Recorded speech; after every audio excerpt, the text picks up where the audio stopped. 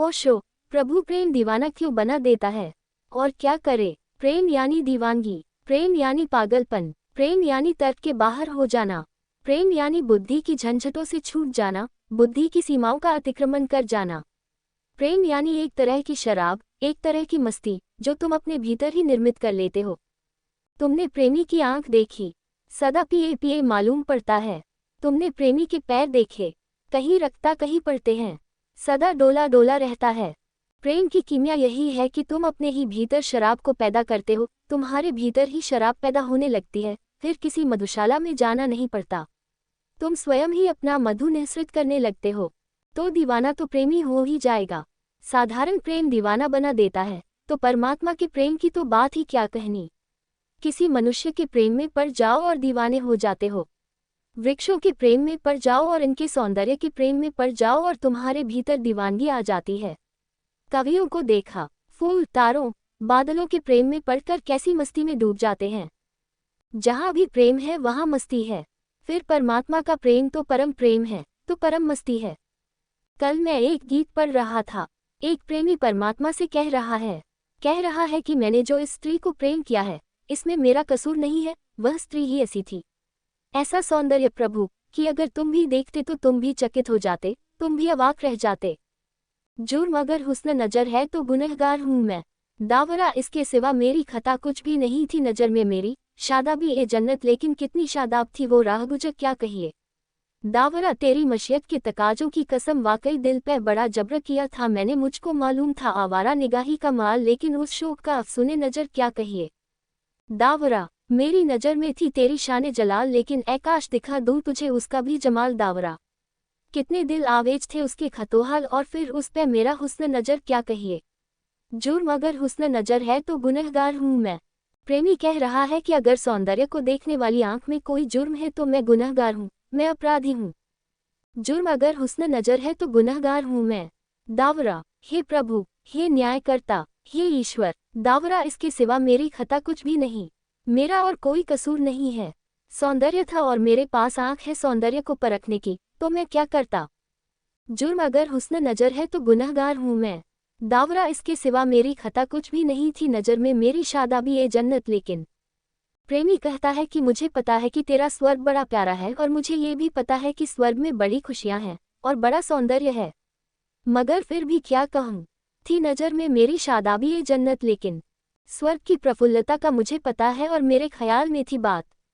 ऐसा भी नहीं था कि भूल गया था, तुझे भूल गया था, ऐसी भी बात न थी नजर में मेरी शादाबी ए जन्नत लेकिन कितनी शादाब थी वो राहगुजर क्या कहिए।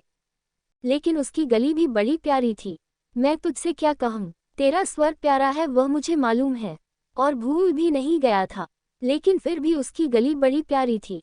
दावरा तेरी मशियत के तकाजों की कसम वाकई दिल पे बड़ा जबर किया था मैंने, और मैं तुझसे कहना चाहता हूँ मुझे क्षमा कर, लेकिन मैं सच्ची बात भी तुझसे कह दूं कि ऐसा नहीं है कि मैंने अपने पर बहुत नियंत्रण न रखा था, मैंने बहुत संयम रखने की कोशिश की थी। दावरा तेरी मशियत की तकाजों की कसम, मैं तेरी कसम खाकर कहता हूँ हे प्रभु, वाकई दिल पे बड़ा जबर किया था मैंने बहुत तरह से अपने दिल को रोक लेना चाहा था, नियंत्रण रखना चाहा था, मगर सब नियंत्रण टूट गया। वह सौंदर्य कुछ ऐसा था। जुर्म अगर हुस्न नजर है तो गुनहगार हूँ मैं। दावरा इसके सिवा मेरी खता कुछ भी नहीं, मुझको मालूम था आवारा निगाही का माल, और मुझे ये भी पता था कि आंखों को ऐसे भटकाऊंगा आवारा तो इसका परिणाम क्या होगा। ऐसा भी नहीं है कि मुझे इसके परिणाम का कुछ पता नहीं था, इसका परिणाम बुरा होगा, मैं भटकूंगा, मैं राह से उतर जाऊंगा, ये संसार का चक्र शुरू होगा, यह मुझे पता था।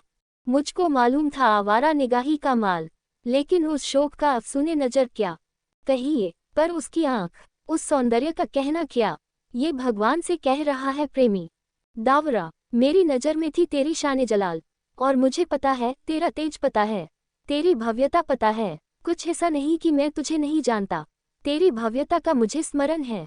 दावरा मेरी नजर में थी तेरी शान जलाल, लेकिन ए काश दिखा दूं तुझे उसका भी जमाल, लेकिन काश अगर मैं उसका सौंदर्य तुझे दिखा सकता तो तू समझता मेरी मुसीबत, मैं पागल हो गया।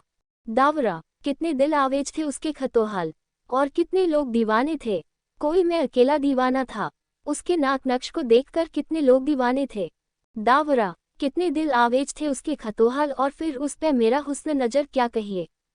और फिर तूने जो मुझे आंख दी है सौंदर्य की परख की, मैं क्या करता, पागल हो गया। ये तो साधारण प्रेम की बात है। साधारण प्रेम आदमी को इतना पागल बना देता है, तो परमात्मा के प्रेम का तो फिर कोई हिसाब लगाना संभव नहीं। और दोनों में जो फर्क है वह परिणाम का ही होता तो भी ठीक था, वह गुण का फर्क है, मात्रा का ही भेद नहीं है। ऐसा नहीं है कि यहाँ छोटा सा प्रेम है और इसी का बड़ा रूप परमात्मा का प्रेम है। मात्रा का ही फर्क नहीं है, गुण का फर्क है। वह प्रेम किसी और ही आयाम में है। वह प्रेम परिपूर्ण प्रेम है। वह प्रेम शाश्वत प्रेम है। वह एक दफा घटता है तो घटता है, फिर मिटता नहीं। यहाँ तो प्रेम बनते हैं, मिटते हैं, पानी के बुलबुले हैं। पानी केरा बुदा बुदा, क्षण भंगुर है। सुबह खिले फूल, सांझ मुरझा जाते हैं। वह तो ऐसा कमल है जो कभी मुरझाता नहीं, स्वर्ण कमल है। और उसकी आंख में आंख मिल जाए, उस दिल के साथ दिल जुड़ जाए, उसके हाथ में हाथ आ जाए, उसके नाच में नाच हो जाए, उसके साथ रास रच जाए, तो पागल न होगे तो क्या होगा। होश संभाल कर रखोगे कैसे, होश संभाल कर रखोगे कहाँ, होश संभाल कर करोगे भी क्या। इसलिए वहाँ होशियार नहीं पहुँच पाते, वहाँ दीवाने पहुँचते हैं। वहाँ गति दीवानों की है। होशियार तो बाहर ही रह जाते हैं मंदिर के। जहाँ तुम जूते उतार आते हो, होशियार वहीं रह जाते हैं। जो होशियारी वहीं रख आता है, वही मंदिर में भीतर प्रवेश करता है। वहाँ दीवानों की गति है। भगवान पागलों को चाहता है, क्योंकि पागल ही उसे चाह सकते हैं। सब चाहत पागलपन लाती है। आज अजाने फिर मेरे इस हृदय गगन के आंगन में ये सतरंगी याद तुम्हारी झूला डाल गई। उसकी याद आते ही एक नया झूला पड़ जाता है तुम्हारे प्राणों के आंगन में। आज अजाने फिर मेरे इस हृदय गगन के आंगन में ये सतरंगी याद तुम्हारी झूला डाल गई। मंद मंद मुस्काया मेरे भावों का ये ताजमहल। पहल नैनों के सूने पनघट पर फिर हो आई चहल। आशाओं ने मेहंदी घोली, मान सजाई चाहों ने प्राणों के निर्झर में किसने आज मचा दी फिर हलचल। भीगा आंगन, भीगा आंचल, भीग गया तन मन। मेरा नैनों के तट, बोराई घट, कंचन ढाल गई। आज अजाने फिर मेरे इस हृदय गगन के आंगन में ये सतरंगी याद तुम्हारी झूला डाल गई। उसकी याद आते ही तुम किसी दूसरे लोक में रूपांतरित हो जाते हो। बहती है एक रसधार। भीगा आंगन, भीगा आंचल, भीग गया तन मन। मेरा नैनों के तट, बोराई घट, कंचन ढाल गई। आज अजाने फिर मेरे इस हृदय गगन के आंगन में ये सतरंगी याद तुम्हारी झूला डाल गई। पागल तो हो ही जाता है आदमी, मगर धन्यभागी है वे जो पागल होने का साहस जुटा लेते हैं। धीरे धीरे चलो, धीरे धीरे हिम्मत बढ़ाओ, एक एक कदम, एक एक इंच, मगर अपनी होशियारी को थोड़ा थोड़ा छोड़ो। इस होशियारी में चूक जाओगे। इस होशियारी में जन्मों जन्मों तक चूके हो। ये होशियारी ही तुम्हारी फांसी का फंदा बन गई है। इस होशियारी के कारण ही बाजार में बस ठीकरे इकट्ठे कर रहे हो। विराट को चाहना हो तो ये होशियारी बड़ी छोटी है, इसमें विराट नहीं समाता। हृदय तुम्हारा परमात्मा को ले सकता है, सिर तुम्हारा नहीं ले पाता। सिर बहुत छोटा है, हृदय बहुत बड़ा है। मुझसे लोग पूछते हैं, हृदय कहाँ है। एक दिन एक युवक ने पूछा कि हृदय कहाँ है, किस जगह है ठीक ठीक शरीर में। उससे मैंने कहा, सिर तुम्हारे भीतर है, तुम हृदय के भीतर हो। हृदय तुम्हारे भीतर नहीं है। ये जो फेफड़े फड़कते हैं, इनको हृदय मत समझ लेना। ये तो केवल वायु को शुद्ध करने का यंत्र मात्र है। हृदय के भीतर तुम हो। हृदय तुमसे बड़ा है, सिर तुमसे छोटा है। ये जो सिर के भीतर विचारों का जाल फैलता है, ये तुम्हारा है, ये तुम्हारी निजी दुनिया है। ये सत्य की दुनिया नहीं है, ये झूठ की दुनिया है, ये सपनों की दुनिया है। जैसे ही तुम्हारी ऊर्जा इस सिर के फंदे के बाहर निकल जाती है, जैसे ही सिर के बाहर तुम आए, वैसे ही आंगन मिलता है विराट का, तुम्हारा हृदय का आंगन। वह इतना ही बड़ा है जैसा आकाश। तुम्हारे अंतर में इतना ही बड़ा आकाश छिपा है जितना बाहर। उस आकाश में उतरोगे तो फिर बुद्धि की छोटी छोटी बातें जो कल तक बड़ी महत्वपूर्ण मालूम पड़ती थी, महत्वपूर्ण नहीं मालूम पड़ेंगी। मालूम पड़ो तो कुछ आश्चर्य तो नहीं। और जिनको अभी भी महत्वपूर्ण मालूम पड़ रही है, उन्हें तुम पागल ऐसा ही समझो कि कुछ बच्चे कंकड़ पत्थरों से खेल रहे हैं, समुद्र के किनारे शंख सीप बीन रहे हैं, हरे नीले लाल पत्थर बीन कर इकट्ठे कर रहे हैं। और तभी किसी बच्चे को हीरा हाथ लग जाए तो वह बच्चा अपने सब कंकड़ पत्थर मोती सीप छोड़ छाड़ कर हीरे को गांठ बांधे और घर भाग जाए। बाकी सारे बच्चे उसे पागल समझेंगे।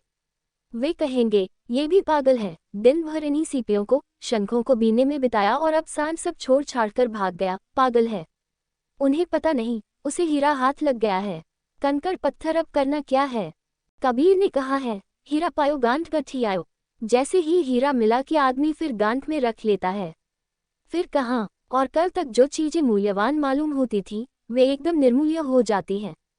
एक छोटी सी सूफी कथा है। एक फकीर एक वृक्ष के नीचे बैठता और रोज देखता एक लकड़हारा लकड़ियां काटने आता। वह उसके पास ही जंगल में लकड़ियां काटकर लौट जाता। उसे एक दिन दया आए, उसने उस आदमी को कहा कि तू पागल है, जरा और आगे क्यों नहीं जाता। उसने कहा, और आगे क्या होगा, तू जरा आगे जा, मेरी मान। फकीर कभी कुछ बोला भी नहीं था। फकीर सदा शांत बैठा रहता था। इस लकड़हारे को इस पर बड़ी श्रद्धा भी धीरे धीरे उत्पन्न हुई थी। न तो ये कुछ कहा था कभी, न इसे कुछ करते देखा था। ये तो वही वृक्ष के नीचे शांत बैठा रहता था। लेकिन इसकी शांत प्रतिमा कभी कभी लकड़हारे को बड़े आनंद से भर देती थी।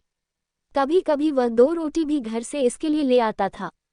कभी 2 फूल भी चढ़ा जाता था। फकीर ने कहा तो उसने कहा, कुछ होगा मतलब। वह दूसरे दिन जरा भीतर जंगल में गहरा गया। वह चकित हुआ, वहां चंदन के वृक्ष थे। लकड़ियां महीने भर में काट कर जितना कमाता था वह उतना तो एक दिन की कमाई हो गई। एक दिन में कमा लिया। वह तो बड़ा खुश हुआ। फकीर के चरणों में खूब मिठाइयाँ लाया। कुछ महीनों बाद फकीर ने कहा, पागल, वहीं अटक गया, थोड़ा और आगे जा। उसने कहा, अब और आगे क्या होगा, अब बहुत हो रहा है, मजा ही मजा है। एक दिन काट लेता हूँ, महीने 2 महीने के लिए फुर्सत। और किसी को इसका पता भी नहीं है, कोई दूसरा काटने वाला भी नहीं है। सारा जंगल पड़ा है चंदन का। आपने पहले क्यों न कहा, पहले ही कह देते महाराज, आप इतने दिन तक चुप क्यों बैठे रहे। उस फकीर ने कहा, जब समय आता है और जब ठीक घड़ी होती है तभी कहा जाता है। पहले मैं कहता तो तू मानता नहीं। जब धीरे धीरे मैंने देखा कि तेरे मन में मेरे प्रति प्रेम और भरोसा आ गया तब मैंने कहा, मुझे तो पता था, मुझे तो और भी पता है, इसलिए तुझसे कहता हूँ कि थोड़ा और आगे जा। लकड़हारे को लगा कि जाने में कुछ सार तो क्या है, बहुत तो मिल रहा है, अब और इससे ज्यादा हो भी क्या सकता है। लकड़हारा ज्यादा से ज्यादा चंदन की बात सोच सकता है, समझना। लकड़ी काटने वाला बहुत से बहुत सोचेगा तो चंदन की लकड़ी, इसके पार तो कोई लकड़ी होती नहीं, इससे आगे हो भी क्या सकता है। 2-4 दिन तो वह सोचता रहा। फिर एक दिन उसने सोचा, एक दिन जाकर देख लेने में हर्ज भी क्या है। फकीर कहता है तो देख ही लो। बार बार कहता है, रोज रोज कहता है, जब भी आता हूँ तभी याद दिलाता है कि आगे क्यों नहीं जाता। जंचती तो उसको बात नहीं थी, बुद्धि कहती थी, अब और आगे हो क्या सकता है। लकड़ी की भाषा चंदन तक जा सकती थी, समाप्त हो गई। गया एक दिन आगे, कुछ बड़ी आशा से नहीं गया था, कोई बहुत भरोसे से भी नहीं गया था, लेकिन अब फकीर कहता है तो शायद ठीक ही कहता हो। एक दफा करके देख लेने जैसा है। गया तो बड़ा हैरान हुआ, वहां तो चांदी की एक खदान मिली, मगर ये तो उसकी कल्पना में भी नहीं आ सकता था। चंदन से चांदी कोई जोड़ नहीं था। तर्क की तो एक व्यवस्था होती है, तर्क में एक सीमा होती है। अब चंदन से चांदी छलांग है, इसमें कुछ संबंध नहीं है। चंदन से तर्क किसी भी तरह चांदी पर नहीं पहुंचता, मगर जिंदगी तर्क थोड़े ही है। जिंदगी में बड़ी छलांगे हैं, यहाँ चांदी चंदन से पहुंची जा सकती है। वह तो मस्त हो गया। उसने कहा कि हद हो गई, मैं भी इस फकीर की सुना नहीं, मैं भी कैसा नासमझ हूँ। उसने चांदी भरी, अब तो सालों के लिए एक दफे में काम हो जाता है। साल 2 साल ऐसे ही बीत गए। फकीर ने एक दिन उसे कहा कि तुझे अपने से कभी अक्ल आएगी कि नहीं, कि मुझे ही कहना पड़ेगा बार बार, आगे क्यों नहीं जाता मूड। उसने कहा, अब और आगे क्या हो सकता है। गरीब आदमी की चित दशा चांदी के आगे नहीं जाती। चांदी के आभूषण, बस समाप्त हो गई बात। सोना तो राजमहलों में होता था उन दिनों, पुरानी कहानी। सोना तो गरीब आदमी को पहनने का हक भी नहीं था। अब भी गरीब आदमी की स्त्री पैर में सोना पहनने में डरती है। वह सिर्फ रानियों के लिए था, अब भी नहीं पहनती। गांवों में अब भी नहीं पहनती। गांव में अभी कोई स्त्री हिम्मत नहीं कर सकती कि सोना पहन ले। राजा नहीं रहे, रानियां नहीं रहीं, मगर सोना पैर में, वह सिर्फ राजाओं के लिए था, रानियों के लिए था। चांदी आखिरी बात थी आभूषण में। उसने कहा, अब और आगे क्या हो सकता है। चांदी मिल गई महाराज, अब आगे और हो भी क्या सकता है। उसने कहा, तू फिर भी कोशिश कर। अब थोड़ा भरोसा उसे आने लगा था कि यह आदमी चंदन से चांदी पर ले गया, पता नहीं कुछ हो। सोना तो उसके सपने में भी नहीं आ सकता था। आगे गया तो सोने की खान मिली। तब तो वह निश्चिंत हो गया कि आखिरी पड़ाव आ गया। वर्षों बीत गए, फकीर भी बूढ़ा हो गया था। फकीर ने उसे एक दिन कहा कि देख, अब मेरा आखिरी समय आ गया है, अब मैं जा रहा हूँ। तुझे आखिरी बात कहे जाता हूँ, तुझ में अपने से भी कहीं कुछ किसी दिन अक्ल, अपने से भी कभी तेरे भीतर कभी अन्वेषण, खोज की वृत्ति पैदा होगी कि नहीं होगी, कि तू मुझसे ही बंधा रहेगा? आगे क्यों नहीं जाता? उसने कहा, महाराज अब आप चुप रहो, काफी आगे जा चुका हूँ, अब आगे कुछ है भी नहीं, हो भी नहीं सकता। अब मुझे आपकी बात पर बिल्कुल भरोसा नहीं आता। सोना मिल गया, अब और क्या होगा? फकीर ने कहा, यह मैं मर रहा हूँ, मरते हुए आदमी की बात मान ले, एक दफा आगे हुआ। इसके पहले कि मैं मरूं, मैं तुझे और आगे गया हुआ देख लेना चाहता हूँ। वह फकीर की बात थी, फकीर मर रहा है तो वह गया। गया तो वहां एक हीरों की खदान मिली। सोचा, बस अब आ गया आखिरी पड़ाव। फकीर को बहुत धन्यवाद दिया। फकीर ने कहा, इसको आखिरी पड़ाव मत समझ लेना, उसके और थोड़े आगे। उसने कहा, अब मैं बिल्कुल नहीं मानता, अब आप मजाक कर रहे हैं, अब आप नाहक मुझे उलझा रहे हैं, उसके आगे अब कुछ भी नहीं हो सकता। फकीर ने कहा, उसके आगे मैं हूँ, उसके आगे ध्यान है, धन के आगे ध्यान है, धन से ध्यान, फिर एक छलांग लगती है, जैसे चंदन से चांदी, जैसे सोने से हीरे, ऐसा धन से ध्यान, और ध्यान से परमात्मा। फकीर ने कहा, जब तक परमात्मा न मिल जाए तब तक आगे चलते ही जाना, चलते ही जाना, चलते ही जाना, रुकना ही मत। उसके पहले जो रुका, वह भूला और भटका। मगर और लकड़हारे हैं जो अभी वही लकड़ियां काट रहे हैं, वे इसको पागल कहते हैं। वे कहते हैं, तू जाता कहाँ है? लकड़ियां यहाँ हैं, तू जाता कहाँ है? कई दिन दिन तक दिखाई नहीं पड़ता, तू करता क्या है? आलसी हो गया है, तेरी कुछ खोज खबर नहीं मिलती। वह हंसता है, वह मुस्कुराता है। हीरा पायो गांठ गठियाओ, बाको अब बार बार क्यों खोले? अब वह इनसे कहे भी क्या? और वह जानता भी है भली भांति कि ये मानेगे नहीं। मैंने कहाँ मानी थी, और मनाने वाला बड़ा फकीर था, मैं तो कुछ भी नहीं हूँ। मेरी ये नहीं मानेगे, ये कोई मेरी नहीं मान सकते। ये उसे पागल समझते हैं। ये कहते हैं, इसका दिमाग खराब हो गया है। तो जिस दिन तुम बाजार से मंदिर की तरफ जाओगे, बाजार के लोग तुम्हें पागल समझेंगे। लकड़हारे हैं, उन्हें चंदन की लकड़ी का पता नहीं है। फिर एक दिन जब तुम और आगे बढ़ोगे, और आगे बढ़ोगे तो धीरे धीरे जो लोग पीछे छूटते जाएंगे वे निर्णय लेते जाएंगे, तुम्हारा दिमाग खराब हो गया। और जिस दिन तुम ध्यान की अंतिम गहराई में, समाधि में पहुंचोगे और परमात्मा का दर्शन करोगे, उस दिन इस जगत में सब कूड़ा करकट है। उस दिन तुम सब इस जगत में पाओगे निर्मूल्य है। तो जो इस जगत में मूल्य देखते हैं, अगर वे तुम्हें पागल कहें तो कुछ आश्चर्य नहीं। उनका कहना भी ठीक है। और यह पागलपन सौभाग्य है, सौभाग्य से किसी को मिलता है। मेरी मानो और आगे चलो। आज इतना ही।